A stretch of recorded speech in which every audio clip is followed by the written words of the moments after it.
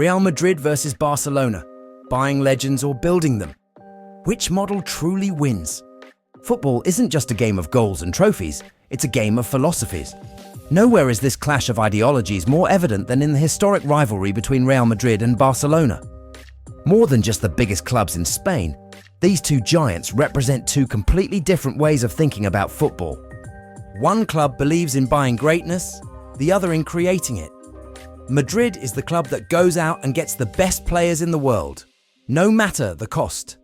Barcelona is the club that develops its own, embedding them into a footballing philosophy that runs from youth levels to the senior squad. Welcome to The Football Scientist, where we break down the game in ways no one else does.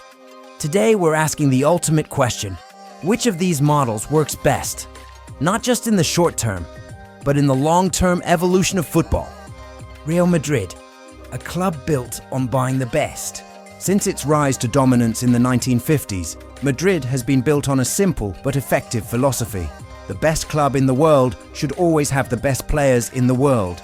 This is the foundation of their transfer strategy. If a generational talent exists, Madrid will try to sign him. The Galacticos era of the early 2000s took this approach to another level. Under Florentino Perez, Madrid signed superstars like Luis Figo, Zinedine Zidane, Ronaldo Nazario, David Beckham, and later, Cristiano Ronaldo, Gareth Bale, and Luka Modric. It was an era where footballers weren't just athletes, they were global icons, and Madrid capitalized on that commercial power. And did it work? Absolutely. Madrid's spending has led to unparalleled European dominance. Since 2000, they've won 8 Champions League titles, more than any other club. The club is consistently ranked as the richest and most valuable team in world football, thanks to a combination of commercial deals, sponsorships, and global brand appeal.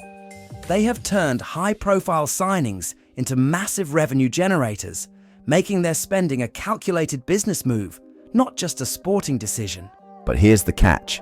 Madrid's model requires constant reinvestment. You have to keep buying new talent. You have to get transfers right. A bad recruitment cycle can set you back years. Just look at their struggles post-Ronaldo when they failed to replace his goal output effectively. And the risks? They're massive. Eden Hazard's €115 million transfer is a perfect example. One of the biggest flops in history, showing how a single bad deal can have long-term consequences. Yet Madrid remains at the top. Why? Because they aren't just buying talent anymore, they're evolving. Their recent signings, Vinicius Jr., Rodrigo, Eduardo Camavinga, Aurelien Tchouameni, and Jude Bellingham, are proof that Madrid is now investing in young stars early and developing them in-house. This hybrid approach of buying and developing might be the key to long-term dominance. Barcelona, a club that builds its own legends. Barcelona's approach couldn't be more different. Their philosophy isn't just about winning, it's about winning the Barcelona way. At the heart of this ideology is La Masia, the club's legendary academy.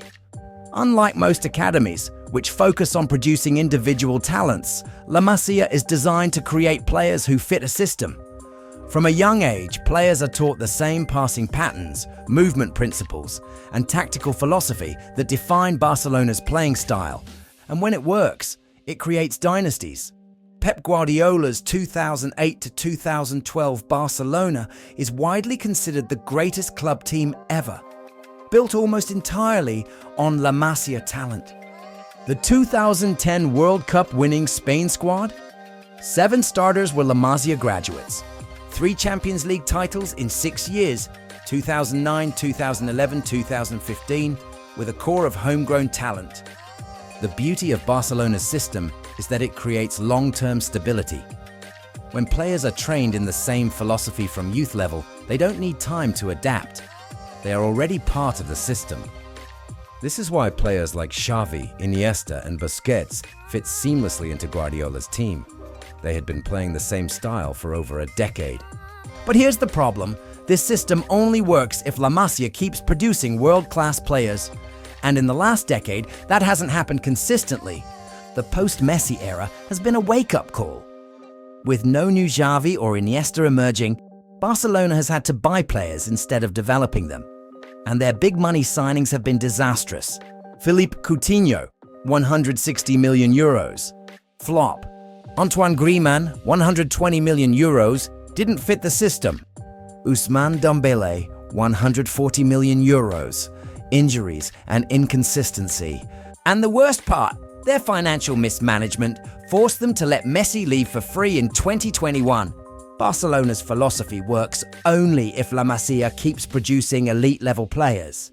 But in modern football, where transfer fees are skyrocketing and clubs are scouting talent earlier, developing world-class talent in-house is no longer a guarantee. Which model is more sustainable? If we look purely at trophies, Madrid has won 8 Champions League titles since 2000. Barcelona has won 5 Champions League titles in the same period. Madrid's approach clearly dominates on the European stage, while Barcelona's has provided domestic consistency when their academy is strong. If we look at financial stability, Madrid's model is safer long-term because it guarantees a continuous revenue stream through commercial deals and global brand strength. Barcelona's reliance on La Masia is risky, as their financial collapse in 2021 proved. Final verdict, which model wins? In the modern era, Madrid's model is the superior approach. Football is a global business now, and Madrid's ability to consistently sign the best, generate revenue, and adapt their transfer strategy has made them dominant. Even in transition years, they can buy their way back to the top. Barcelona's model is romantic and beautiful when it works, but fragile. It created one of the greatest teams of all time, but when La Masia stops producing world-class talent, the entire system collapses. The real winning formula? A hybrid approach. And ironically, Madrid is already doing it. They are scouting young talents, signing them early, and blending them with experienced superstars. If Barcelona wants to compete long-term, they need to adapt. La Masia alone isn't enough anymore. They need better financial management and smarter transfers, or they risk being left behind. Because in football, having a philosophy is great, but winning is better. And right now, Madrid's way is winning. This has been The Football Scientist, where we break down football like no one else. If you love deep analysis, subscribe and join the conversation. Which model do you think is better, Madrid's or Barcelona's?